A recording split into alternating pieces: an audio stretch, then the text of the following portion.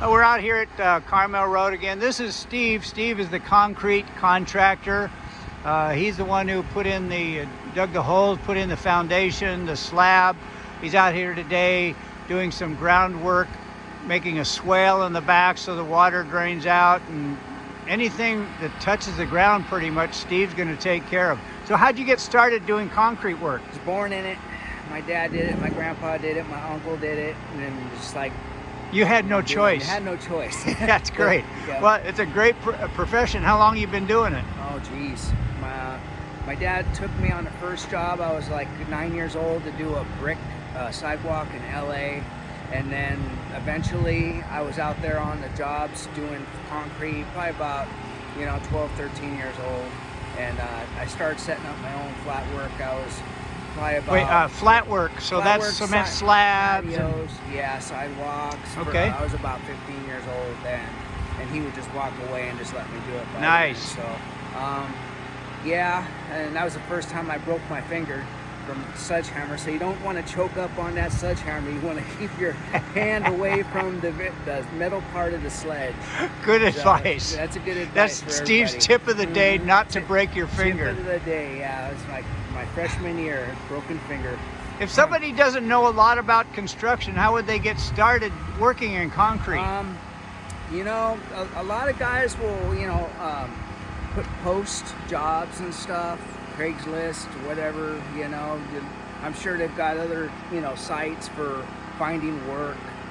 Just get online, online or talk to people, say, hey, you know anybody, general contractor, specialty contractor, that wants to, any area that you're interested in that might need help. Because is it worthwhile to just go out to a job site and ask around? You can do that too if you wanted to start, just cleaning up the job, and then get to know the guys and just, who you like, Yeah. Because, there's different characters. It's like any other job, the people you work with make it or break it. Right. Yeah. That's cool. Thanks, Steve. I'll let you get back to work. Okay. Back here behind the house, you can see they have also framed out to put a small cement pad in front of the doorway. That's the doorway to the inside of the garage. And then if we walk alongside the house here, you can see, first of all, there is a drain there that's for the rain gutter. And that goes out into the center of this swale and then back this way out alongside the garage, and it will end up in the creek over there. So that's for any drainage that they want through the back area here. So here, this is framed now. This is in front of the kitchen or dining area. This is also framed out for cement, to put in a cement pad in front of this sliding door that goes into the dining area or great room. And this is the sliding door at the master bedroom. And again, a small pad to step out onto. And then whoever buys a house can do whatever landscaping they want back in this area here. And again, here's another drain for the rain gutter. This one goes out this direction and ends up out here and will drain into the creek. They poured this concrete and spread it, and it is clean. You'll notice even on the edges, they have a tool, an edging tool that makes that curved edge so it looks nice and clean once it dries up. And that's the pad in front of the master bedroom. And this is the one in front of the kitchen.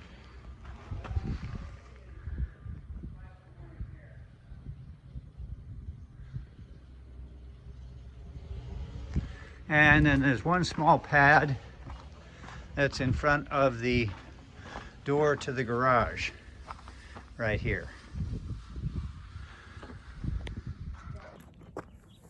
Rich, Pappy Johnson here. We're out again at, guess what? Carmel Road in Atascadero.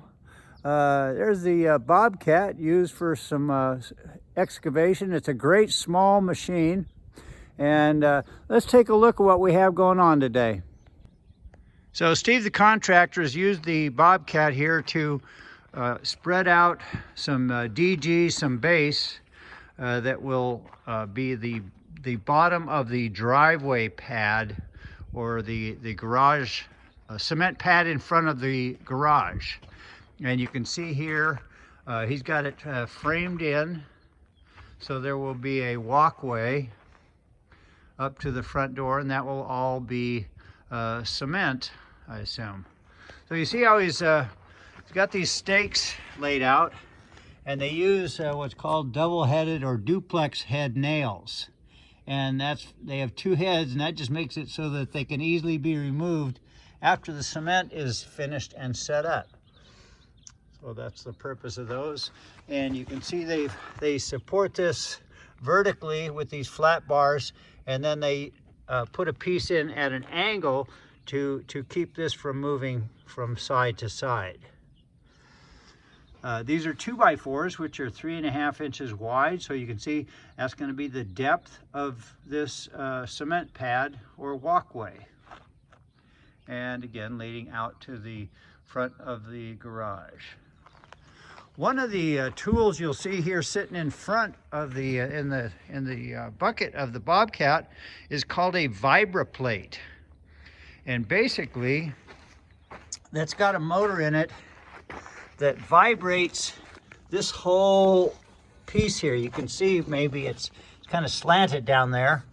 So that'll be used to compact all of this base that's put down, so that after the cement is put in, it won't sink. So they use the vibroplate there to basically compact the base soil here prior to putting in the concrete. And you can see this will be the edge of the cement pad over here, and judging by the stakes, it looks like it will end out at that stake there and then come across.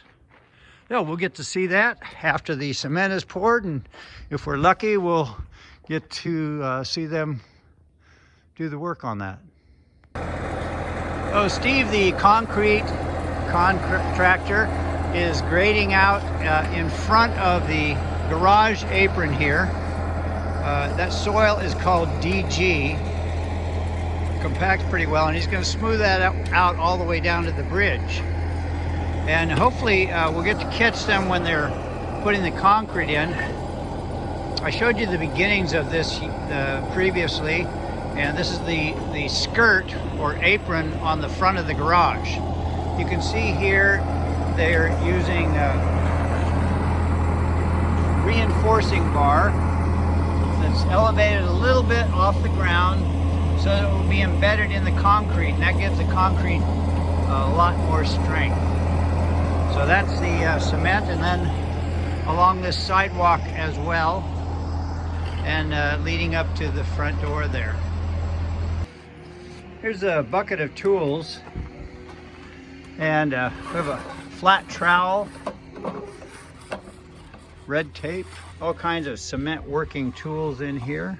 So they poured the concrete this morning, and Steve and his guys have been spreading it out, and you see they cut these expansion lines to help guide the cracking, if you will. It's going to crack, but this helps maybe keep it in a place where it won't be so noticeable.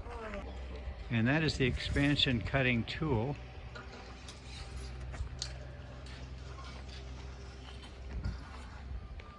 And now he's using a float that's going to smooth that out. You can see how long that pole is. Obviously you can't walk on the slab when it's wet, so he'll use that to go all the way across and create a really nice smooth finish.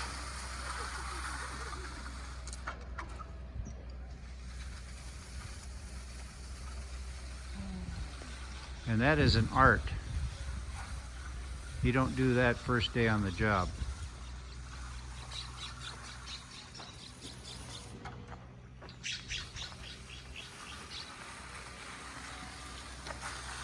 back and forth, overlapping with each of the passes.